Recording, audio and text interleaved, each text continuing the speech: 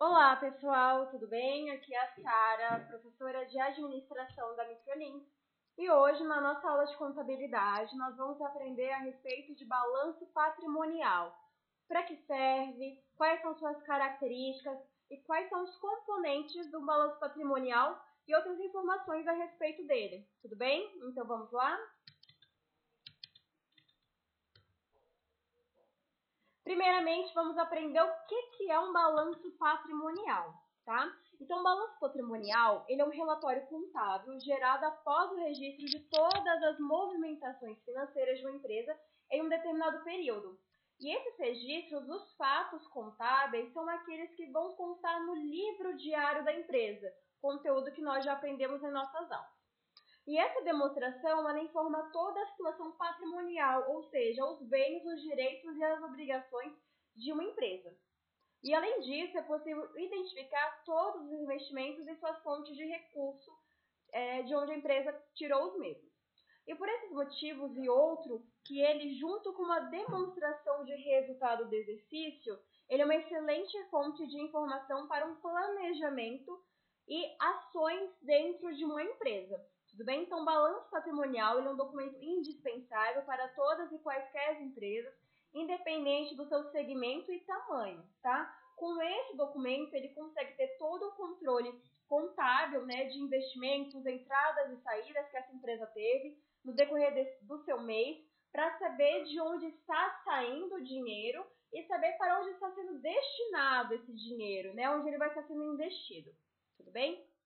E então ele serve para essas ações e também para outras. Então o balanço patrimonial, ele é a forma de representar todos os registros contábeis para que o empreendedor ele possa utilizar essas informações para que ele venha organizar e classificar essas informações em blocos, né, para o empresário entender. E com isso se espera aproximar as informações contábeis para os gestores da empresa, para que todos possam identificar de uma maneira ampla, objetiva e clara o que vem acontecendo dentro da empresa. Tudo bem? Então, com o balanço patrimonial é possível ter uma posição patrimonial da empresa e conhecer todos os bens, os direitos e as obrigações de um determinado período, entender as fontes de recursos para o investimento da empresa, observar a sua evolução de história para um planejamento de ações futuras, permitir e dar lastro ao pagamento de dividendos aos sócios da empresa, que nada mais é do que o Prolabore, que vai também dentro do balanço patrimonial. Então, gente, o Prolabore, né, vou colocar aqui como um bônus essa informação na nossa aula de hoje, é as partes societárias de cada sócio da empresa. Ou seja, uma empresa ela é consistida em 100% dela. Então, eu tenho 5 sócios. Cada sócio tem 20%. Esse é o Prolabore, esse é o percentual de sociedade que cada sócio tem em cima do lucro que a empresa gera. Tudo bem? Nós também conseguimos identificar com balanço patrimonial, permitir, né, esse planejamento tributário da empresa, fornecer informações úteis para partes interessadas, tá? Que são o quê? Futuros sócios, tá bom, da empresa. Então, futuros sócios, eles querem saber toda a movimentação financeira que essa empresa teve, para ver se de fato é interessante fazer um investimento ali naquela empresa, naquele segmento. E como ele vai saber disso? Identificando e vendo os balanços patrimoniais. Por isso, é um documento de suma importância, tá? Havendo a necessidade sendo realizado mensalmente, para que dessa maneira a gente venha descobrir as entradas e as saídas e todo o controle financeiro da nossa empresa. E a composição de um balanço patrimonial, ela já muita gente já acabou ouvindo falar, né, a respeito de ativos e passivos. Então, em um balanço patrimonial, ele acaba sendo muito importante, tá? Então, mais do que, de fato, é importante saber o que eles representam dentro do balanço patrimonial e dentro da empresa. Então, no relatório de uma empresa, eles ficam dentro do lado esquerdo do balanço patrimonial, tá? Vão ficar os ativos da empresa e do lado direito vão ficar os passivos. E o patrimônio líquido também vai se encontrar ali do lado direito. E essa situação ela é sempre de equilíbrio, onde os ativos são iguais ao montante de passivos. E os valores agrupados em contas, né, para facilitar a análise em sua ordem, ela é determinada pela situação de liquidez. E as mais líquidas, ou seja, as que se transformam mais rapidamente em dinheiro, elas vêm primeiro na parte de cima do balanço patrimonial, conforme elas fiquem menos líquidas, ou seja, mais difícil, né, a sua transformação rápida em dinheiro, elas vão ficando cada vez mais baixas. E o balanço permite duas visões claras, sendo a patrimonial e a outra de fontes e aplicações de recursos. Tudo bem?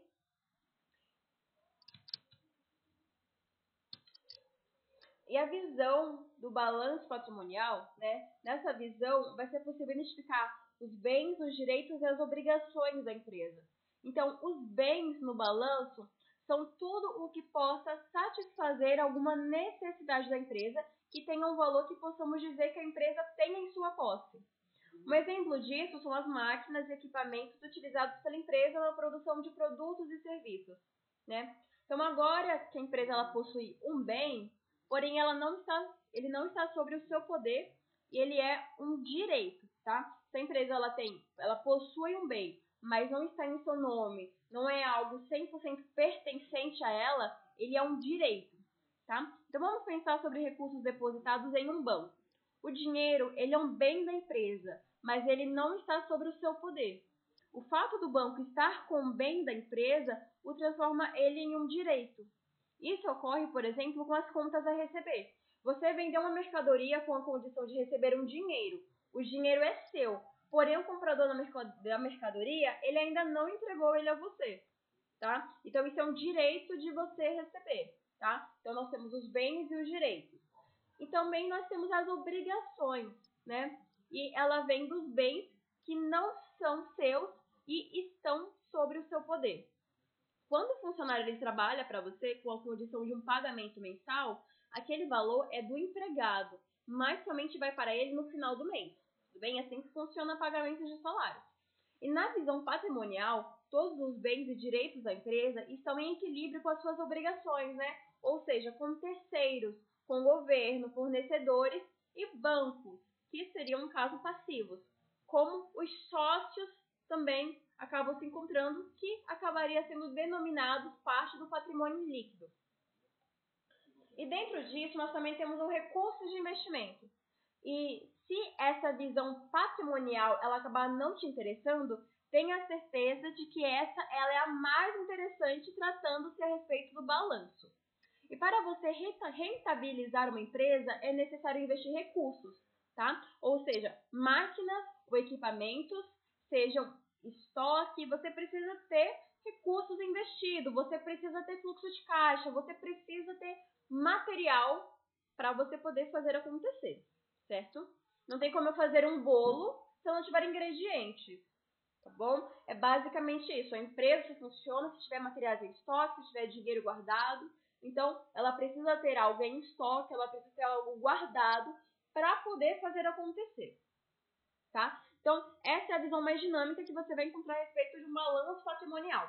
E os ativos nada mais são do que os investimentos que você vai realizar na empresa a fim de obter lucro. Já os passivos e o patrimônio líquido são as fontes de recursos para tais investimentos. E deste equilíbrio entre as fontes e as aplicações de recurso é que são maximizadas as rentabilidades da empresa. Tudo bem? Então, acaba sendo muito importante a gente estar ciente disso, tá bom, gente? Então, o recurso de investimento é tudo aquilo na qual a empresa vai investir para aumentar o seu lucro, visar crescimento empresarial, lucrativo, financeiro. Então, é importante que a empresa ela esteja sempre investindo dentro dela. Se não houver investimento, não há crescimento. E se não há crescimento, não cresce financeiramente, não cresce com marketing, não cresce nome, não cresce nada. Então, investimento é a maneira de que a empresa ela continua existindo, tá? Sem investimento, a empresa não pode sobreviver 1 ano, 2 anos, 3 anos no máximo. Se eu não investir na minha empresa, uma hora ela vai acabar, uma hora ela vai quebrar, uma hora ela vai morrer. E empresário nenhum quer que sua empresa quebre, tá? Então, se a gente tem uma empresa, para que ela cresça, tenha nome e faça lucro, tá? Então, Então, o investimento é a parte mais importante dentro da empresa. Tudo bem? Então, dentro disso, a gente precisa conhecer quais são as estruturas, tá, dos nossos ativos e dos nossos passivos. Tá? Então, embora eles venham ser separados por contas, os agrupamentos em blocos de contas, eles ajudam na análise e na leitura do relatório contábil, tudo bem? Então, os ativos, eles acabam separados por algumas características. Então, dentro disso, nós temos ativos circulantes, e estes são os direitos que a empresa possui e que consegue realizar, ou seja, transformar em dinheiro em um período inferior a um ano. E as principais contas de circulante são caixa, banco, contas a receber e estoque. Ativos não circulantes também acabam sendo outro nome para parte de ativos, tá bom, gente? E eles compõem bens e direitos com realização acima de um ano. E nele vão estar os direitos de longo prazo, tá? No realizável de longo prazo e os bens da empresa como imobilizado e investimentos, tá? O passivo ele também acaba sendo separado por uma lógica semelhante à dos ativos. Dentro disso, nós temos o passivo circulante, que são as obrigações com vencimento de um prazo de até um ano, tá? E nós temos tais elas como fornecedores, empréstimos e impostos. Os passivos não circulantes são compostos por obrigações com vencimentos superiores a um ano, como empréstimos de longo prazo.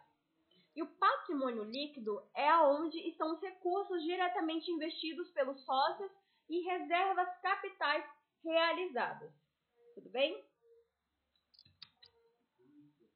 Então, os ativos e os passivos, eles são denominados, são separados, para que a gente venha compreender melhor as suas características e para que cada um esteja dentro do seu quadradinho, tá bom? Cada um tem um significado de suma importância para o andamento e para todo o desenvolvimento e, acima de tudo, crescimento empresarial.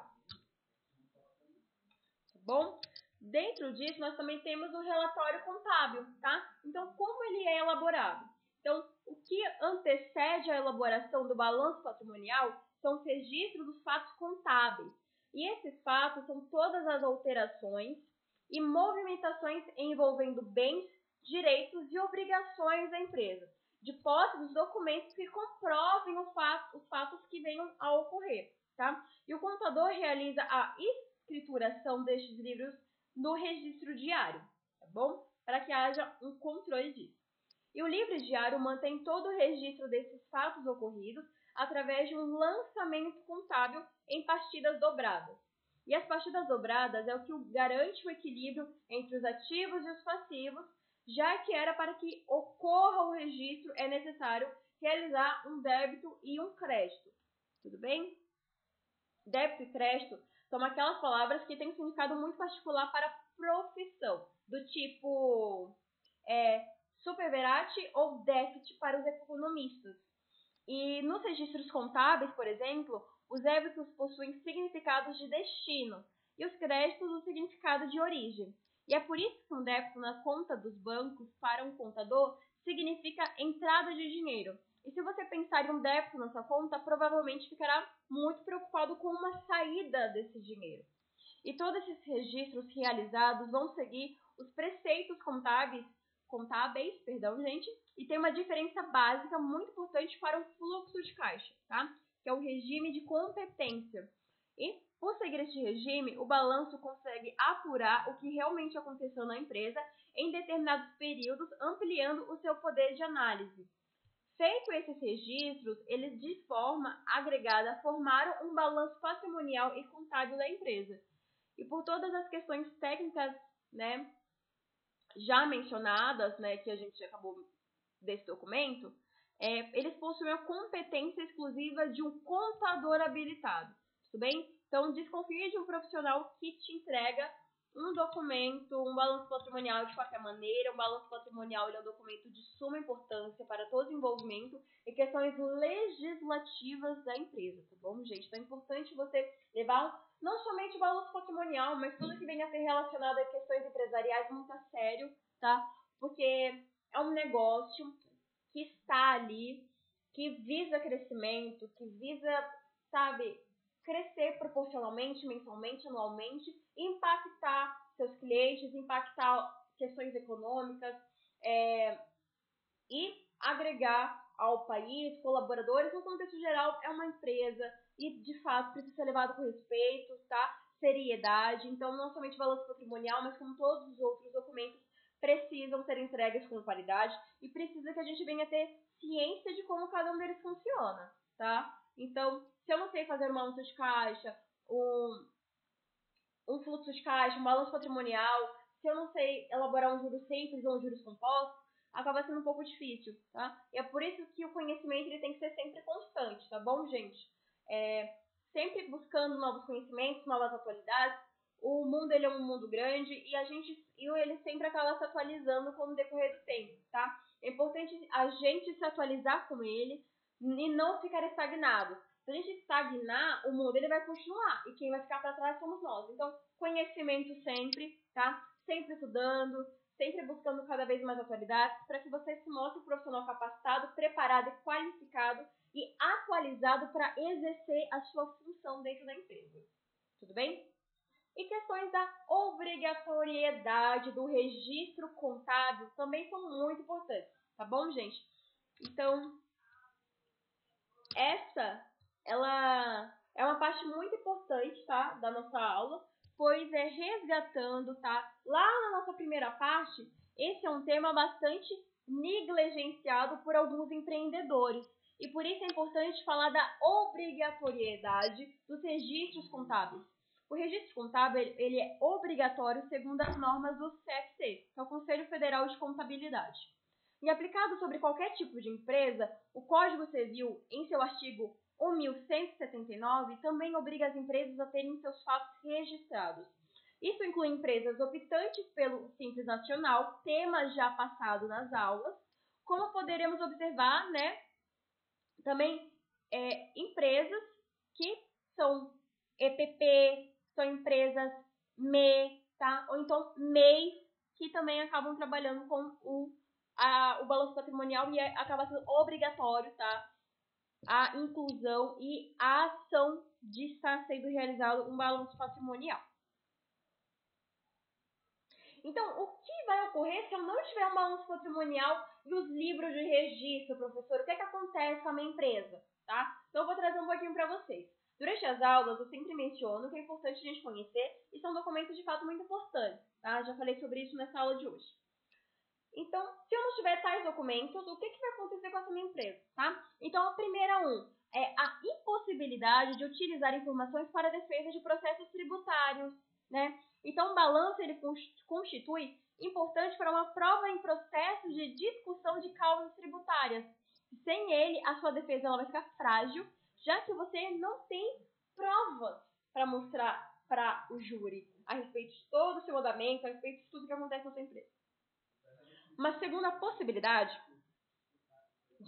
um segundo acontecimento, na verdade, é a impossibilidade de distribuir lucros isentos acima da presunção, né? Então, a legislação do imposto de renda determina que, sem demonstrações contábeis que evidenciem o lucro, os rendimentos isentos, eles se limitam a uma presunção que é de 8% do faturamento para que as empresas comerciais e industriais, ela é de 32% nas empresas de prestação de serviço, tá bom? Uma terceira impossibilidade é de analisar o desempenho da empresa, considerando a competência, visando que muitas vezes o fluxo de caixa não vai permitir. Então, ter um controle do balanço patrimonial acaba sendo muito importante, tá bom, gente? Então, o fluxo de caixa me mostra importantes informações? Com certeza, não descarto o fluxo de caixa. Ele é muito importante, mas fazendo um comparativo, o fluxo de caixa, o balanço patrimonial, eles têm suas diferenças. Tá? Então, o fluxo de caixa me mostra, sim, determinadas informações, mas o balanço patrimonial me mostra muito mais informações, muito mais fortes, muito mais detalhadas, comparando-se com o fluxo de caixa, tá bom? Uma quarta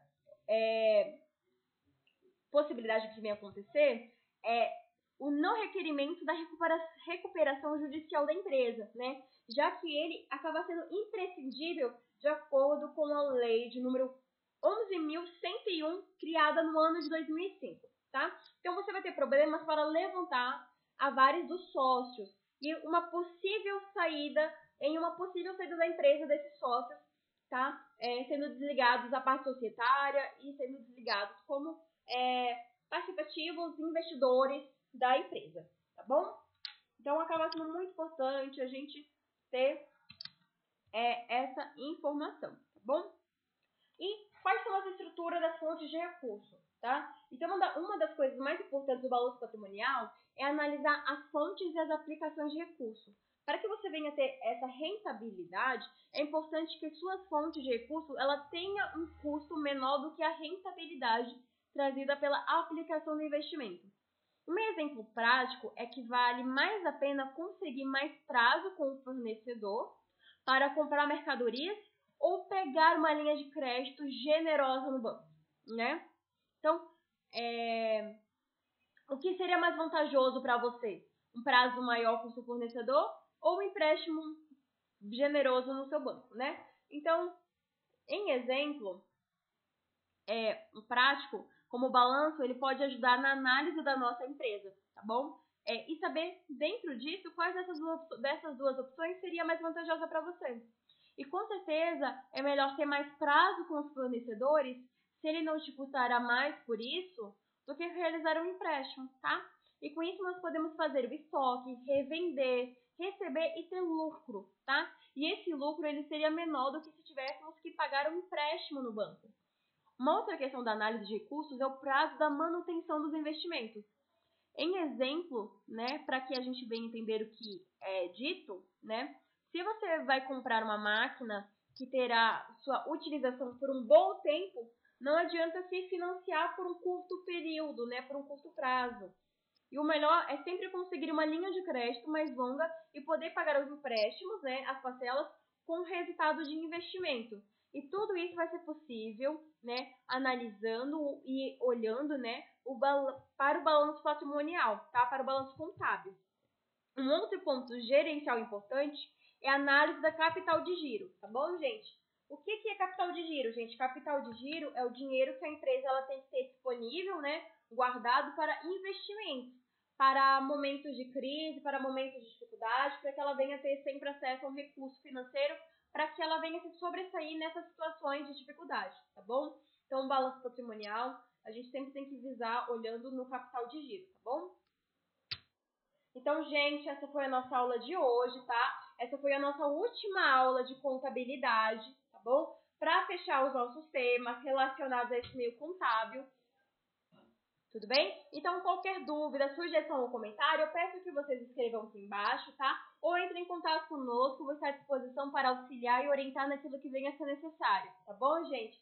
Muito obrigada pela sua atenção, pela sua participação na nossa aula. Um beijo grande no coração de vocês, tá bom? Tchau, tchau. Até a próxima aula. Muito sucesso e gratidão, tá bom?